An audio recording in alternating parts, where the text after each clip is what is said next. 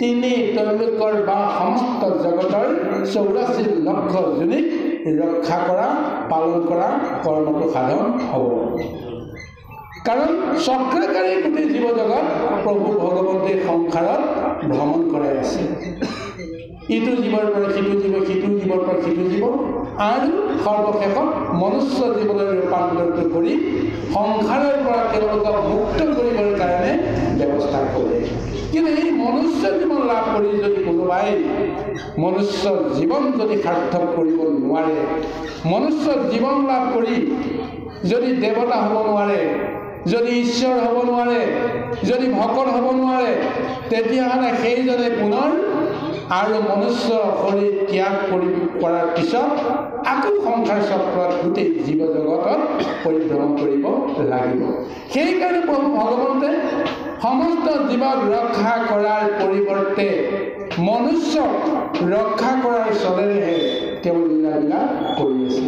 মনুষ্যক ৰক্ষা কৰিলেই সমস্ত জীৱ জগতক ৰক্ষা কৰাৰ পৰ্যায়টো সম্পূৰ্ণ হয়। আৰু আজি সেইকাৰণে গোকুলবাসীয়ে কৃষ্ণৰ ওচৰত শৰণাপন্ন হ'বলৈ বাধ্য হৈছে।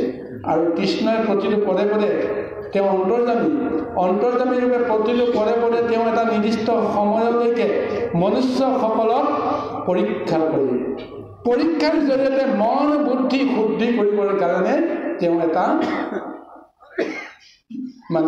লীলা কৰে। আজি এই সময়ত আজি গোকুলবাসীৰ অন্তৰ কৃষ্ণময় ভাৱনাৰে ভৰি পৰিছে। আৰু এই মহাসংকটৰ সময়ত কৃষ্ণ ভাৱনা অহাৰ লগে লগে যিমানেই ইন্দ্ৰই বৰ্ষণ নিদিয়ক কিয়, ঢৌ ধুমুহাৰ সৃষ্টি নকৰক কিয়, শীতে বাতে যেনেকৈ তেওঁলোকক কাবু নকৰক কিয়, সেই সমস্তবিলাক তেওঁলোকৰ মনৰ পৰা আঁতৰি গৈছে। কৃষ্ণময় ভাৱনাৰে গৈ কৃষ্ণৰ ওচৰত তেওঁলোকে আত্মসমৰ্পণ কৰি মহাস্তুতি কৰিছে। ইয়াৰ পিছত কৃষ্ণই কি উত্তৰ দিয়ে আহক। কৃষ্ণ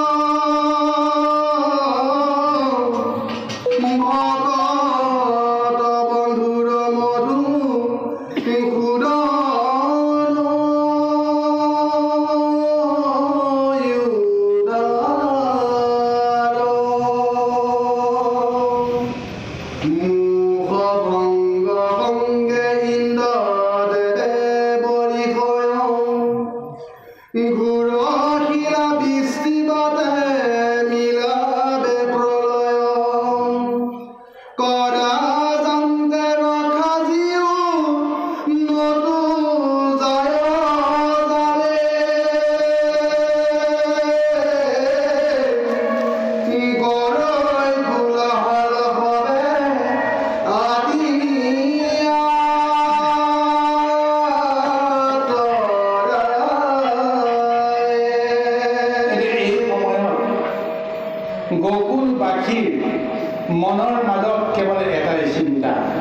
কেনেকৈ আমি পৰিত্ৰাণ পাম, ক'ৰ পৰা পৰিত্ৰাণ পাম।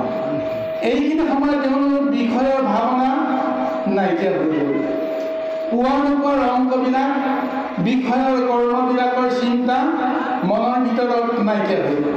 গতিকে মনক পৰিচালনা কৰা সমস্ত ইন্দ্ৰিয় বৰ্গ একত্ৰিত হৈ মনৰ লগতে এক চিত্তত উপনীত হৈ তেওঁলোকে তুতি কৰি কৈছে যে মনে প্ৰাণে চিত্তে তোমাকে ঈশ্বৰ বুলি জ্ঞান কৰিছোঁ। তুমি জগতৰ ঈশ্বৰ, তুমি মাধৱ, সমস্ত জগতক তুমি ধাৰণ কৰি আছা। গতিকে তোমাৰ চৰণতে আমি শৰণাপন্ন হ'লো। ইন্দ্ৰক পূজা নিদিয়াৰ কাৰণত ইন্দ্ৰ ক্ষোভিত হৈছে।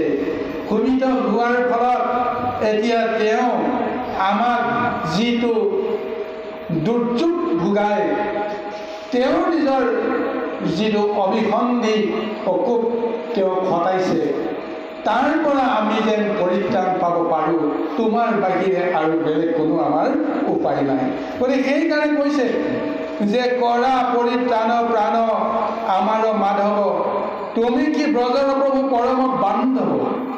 এতিয়া উপলব্ধি কৰিছে যে এইজন আচলতে ভগৱন্ত যে হয়, নন্দ যশোদাৰ পুত্ৰ যে নহয়, গকুলবাসী পৰিত্ৰাণ কৰিবৰ কাৰণেহে তেওঁ যেন আৱিৰ্ভাৱ হৈছে। এই মহাজ্ঞানটো এই মুহূৰ্তত তেওঁলোকৰ উপনীত হৈছে, উপলব্ধি হৈছে। চাওক গুৰুসকল, আমি ভগৱন্তক দুটা ক্ষণত আমি শুদ্ধ ৰূপত হয়তো চিনি পাওঁ। সেই দুইটাৰ ৰূপতে প্ৰকৃতিৰ মায়াৰ পৰা, আসক্তিৰ পৰা আমি মুক্ত হ'ব পাৰিব লাগিব। এতিয়া পৰম আতুৰ যিটো সময়ত আমি নিজে নিজে উপলব্ধি কৰিছোঁ যে আমাৰ ৰক্ষাৰ আৰু কোনো উপায় নাই।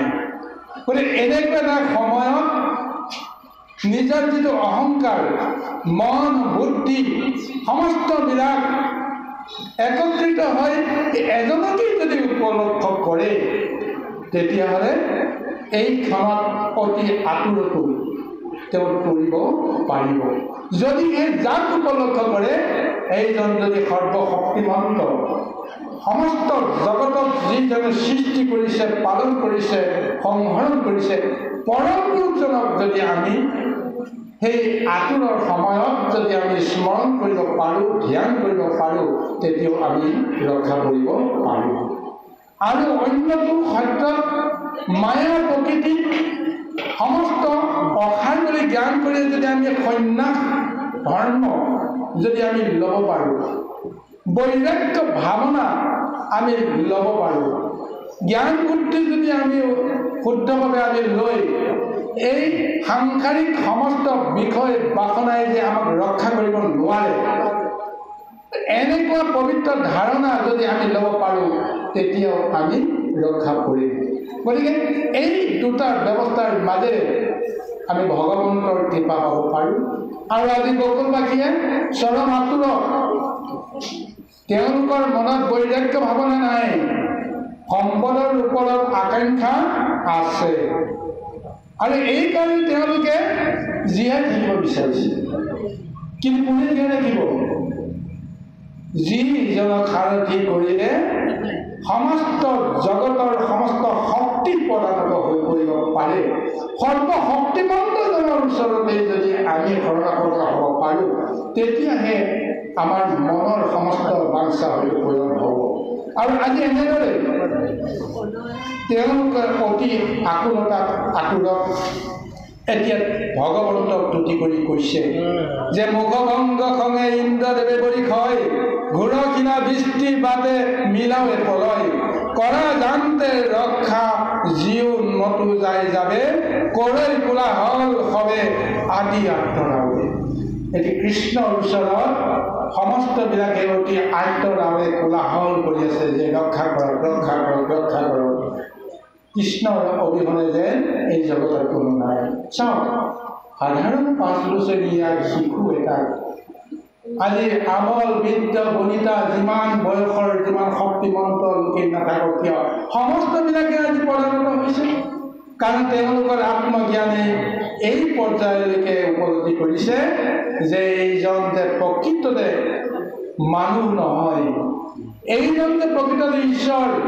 বৃন্দাবনলৈ কিয় আহিলে, গকুললৈ কিয় আহিলে? এই গকুলবাসীৰ জীৱবিলাকক ৰক্ষা কৰিবৰ কাৰণে তেওঁ আহিছে। গতিকে এই মহাসংকটৰ সময়ত তেওঁৰ ওচৰত যদি আমি কাকতি মিনতি নকৰোঁ, পদানত নকৰোঁ, তেতিয়াহ'লে আমাৰ যে মনত দুখ আছে, আমি যে ঈশ্বৰক চিনিব পাৰিছোঁ, তাৰ প্ৰমাণটো যদি তেওঁ নাপায়, ঐশ্বৰিক মহাশক্তিৰে কেনেকৈ আমাক ৰক্ষা কৰিব? গতিকে সেই ঈশ্বৰত্বৰ ধ্যানটো সমস্ত জীৱৰ পৰা তেওঁ প্ৰথমতে আদায় কৰি লৈছে। তাৰপিছতে তেওঁ মহালীলাটো কেনেকৈ আৰম্ভ কৰে এই ব্যৱস্থাটো আহিব।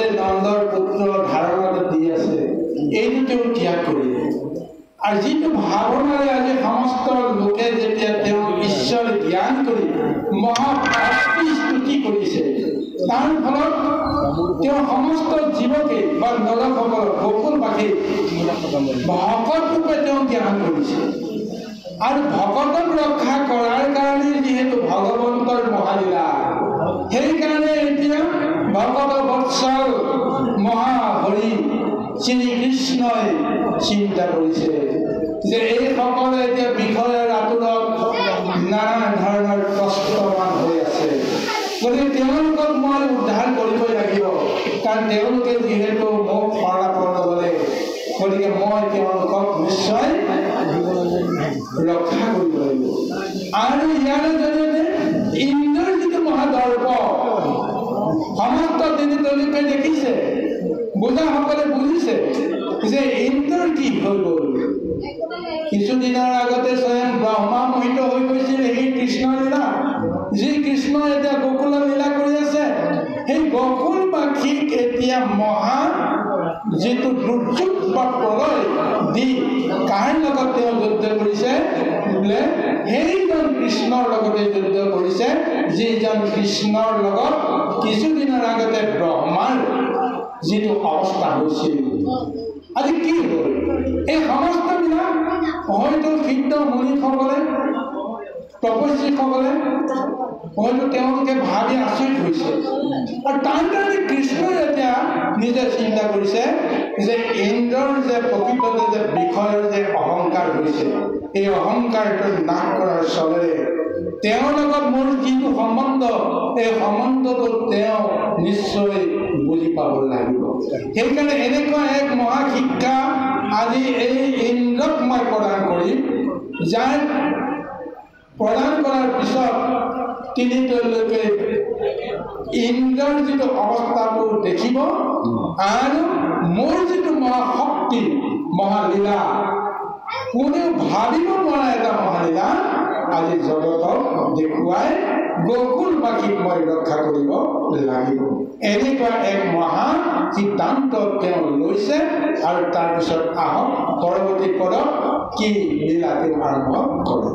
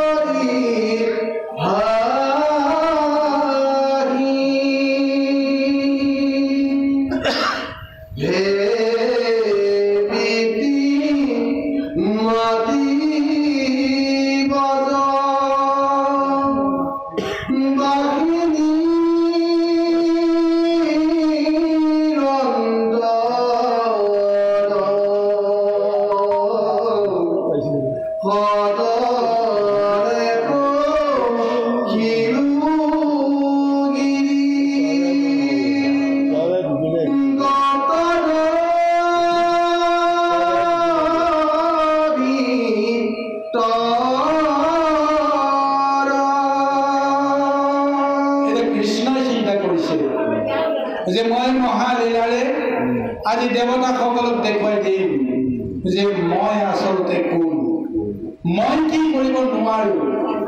এই সমস্তবিলাক আজি জগতে দেখক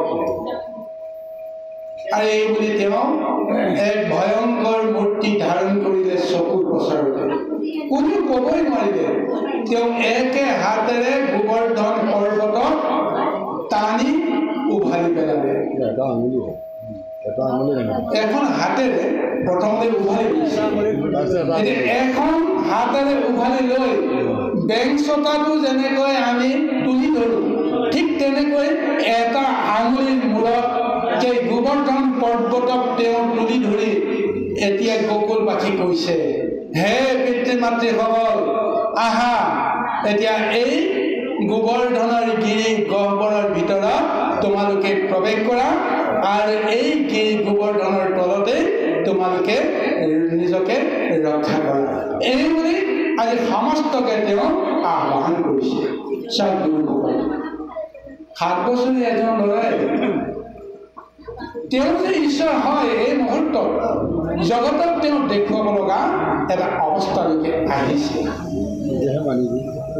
গুৰুসকল এই মহালীলাটো কৰাৰ পিছত তেওঁলোকেতো আচৰিতে ভাবিছে যে ভাবিব নোৱাৰা এক মহালীলা কোনো দিন কল্পনাই কৰিব পৰা নোৱাৰা এটা মহালীলা আজি তেওঁলোকে প্ৰত্যক্ষ কৰিছে তাজ্জব মানিছে মুখেৰে একো মাত দিব পৰা অৱস্থাত নাই কৃষ্ণই সকলোকে কৈছে আহা এতিয়া আৰু চিন্তা নাই যে গোবৰ্ধন পৰ্বতৰ সত্তৰ তলতে তোমালোকে জিৰণি লোৱা এই গুৰুসকল এই মহালীলাটো কৰাৰ অন্তৰালত প্ৰভু ভগৱন্তৰ এটা মহা উদ্দেশ্য আছে কিয় কৰিব লগা হ'ল আৰু এই দাপৰত যে প্ৰভু ভগৱন্তই আহি লীলা কৰিছে তেওঁ নতুনকৈ ইয়াত এটা লীলা নিজে নিজে সৃষ্টি কৰা নাই সৃষ্টিৰ ব্যৱস্থাটো তেওঁ কত যুগ আগৰ পৰাই আৰম্ভ হৈছে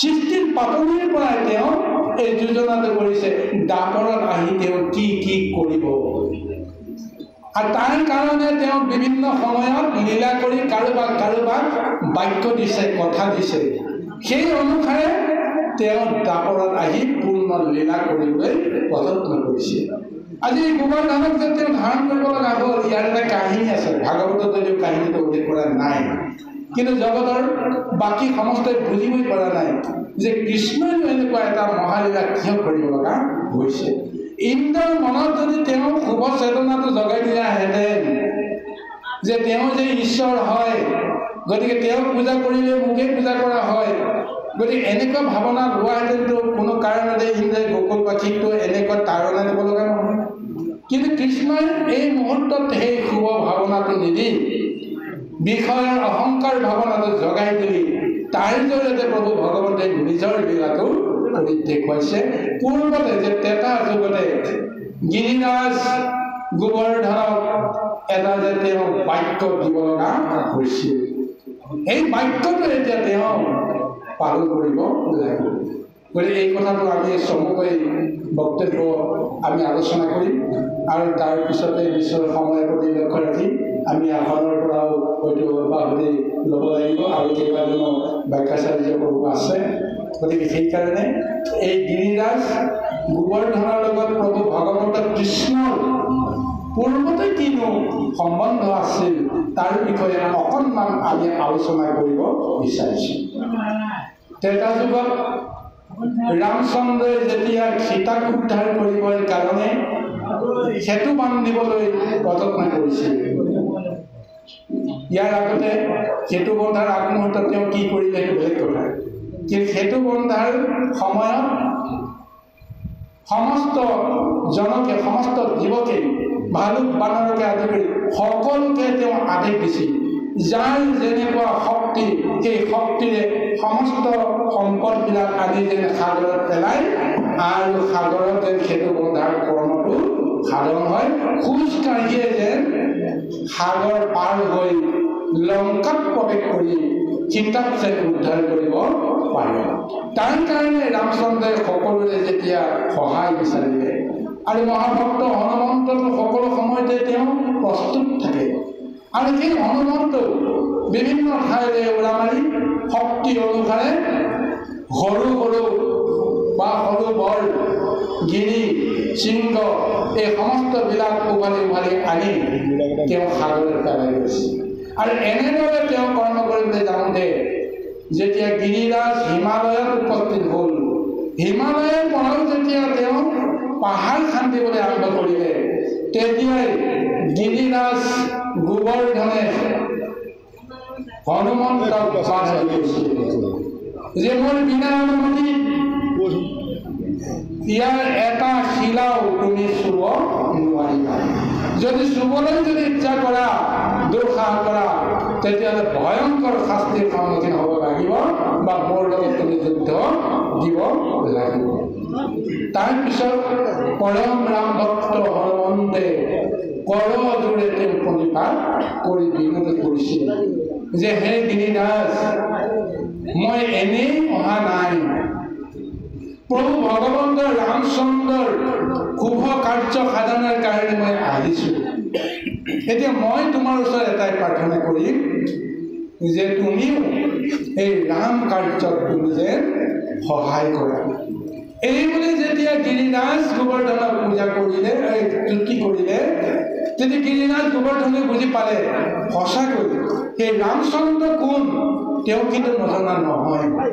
আৰু যেতিয়া হনুমন্ত যে পৰম ভক্ত এই কথাটো তেওঁ যেতিয়া জানিছে আৰু ৰাম কাৰ্য সিদ্ধিৰ কাৰণে হনুমন্তই যিকোনো কৰ্মকে কৰিবলৈ যে তেওঁ বাধ্য, এই কথাটো বুজি পোৱাৰ পিছত তেওঁৰ মনত এনেকুৱা এটা ভাৱনা আহি গ'ল যে এই ক্ষণতে যদি মই প্ৰভু দৰ্শন লাভ কৰিব পাৰোঁ, কাৰণ প্ৰভুৱেতো কোনো কাৰণতে লীলা কৰি ফুৰিবলৈ এই গিৰিৰাজ হিমালয়লৈকে তেওঁ নাহে।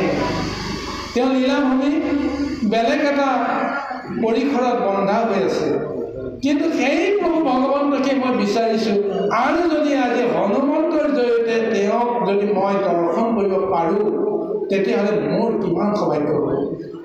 এনেকুৱা এটা ভাবি গিৰিৰাজ গোবৰ্ধনে হনুমন্তক কৈছিল, মই তোমাক এটা চৰ্ত দিব বিচাৰোঁ, যদি সেই চৰ্ত তুমি মানা তেতিয়াহ'লে মই তোমাক সহায় কৰিম বা মই তোমাৰ লগত যাম, তুমি মোক লৈ যাব পাৰিবা। হনুমন্তে ক'লে হ'ব, প্ৰভু ভগৱন্তৰ কৃপা তোমাৰ সমস্ত বাঞ্ছাই বোলে পূৰণ হ'ব। তেতিয়া গিৰিৰাজে কৈছিল যে মোক আন একো নালাগে, কেৱল তুমি আশ্বাস দিয়া প্ৰভু ভগৱন্তৰ স্পৰ্শ মই পামনে? প্ৰভু ভগৱন্তৰ স্পৰ্শ পোৱাৰ পিছত মোক আৰু একো নালাগে, কাৰণ মোৰ সমস্ত সাধন হৈ যাব। তেতিয়া হনুমন্তই চিন্তা কৰিলে, হয় তেওঁ কিয় এই আকাংক্ষাটো কৰিছে, কাৰণ যিমানবিলাক সম্পদ ভালুক বানৰ বা অন্যান্য দেৱতাবিলাকে হওক, যোনে যেনেকৈ নহওক যোনে দি আছে, ৰামচন্দ্ৰইতো কাকো স্পৰ্শ কৰিব লগা হোৱা নাই। আজি গিৰিৰাজে কৈছে কিয়, মই ৰামচন্দ্ৰ প্ৰভুৰ হাতৰ পৰশ পামনে? যদি পাওঁ তেতিয়াহ'লে মই নিশ্চয় যাম। তেতিয়া হনুমন্তই তেওঁৰ প্ৰতি যিটো শুদ্ধ ভাৱনা প্ৰকট কৰি কৈছিল যে হ'ব, মই তোমাক কথা দিলোঁ, মই তোমাক যেনেকেই নহওক প্ৰভু ভগৱন্তৰ হাতত মই সমৰ্পণ কৰি প্ৰভু ভগৱন্তে তোমাক স্পৰ্শ কৰিব।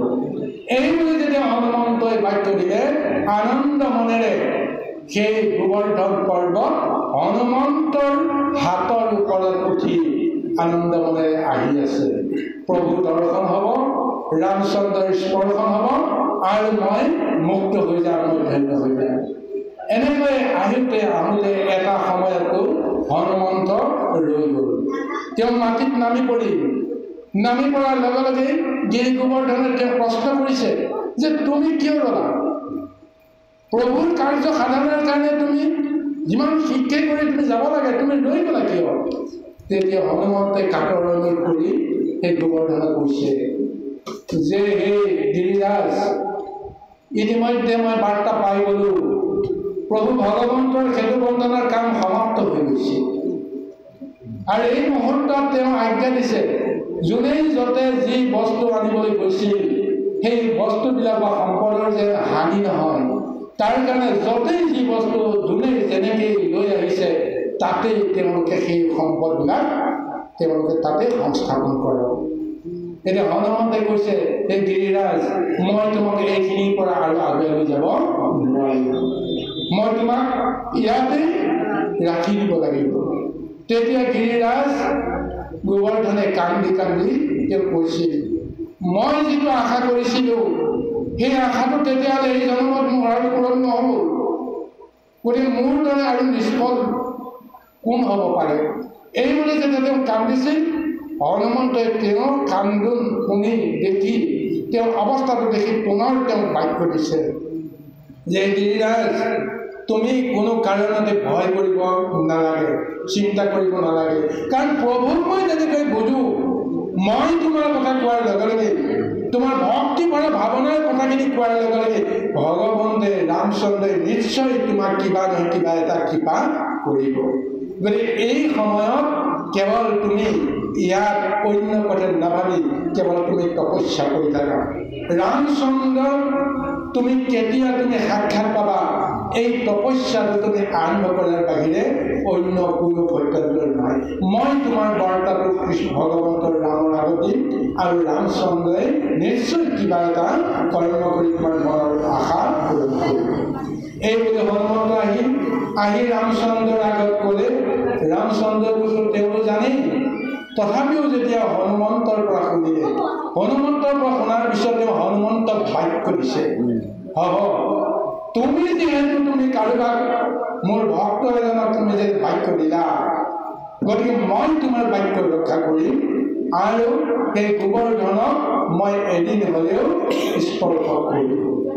গতিকে তুমি তেওঁক জনাই দিয়া, তেওঁ দাপৰলৈকে ৰওক, আৰু যি ঠাইত গোবৰ্ধন আছে মই এই ঠাইত মই নিশ্চয় নিজে আহি তেওঁক মই স্পৰ্শ কৰিম।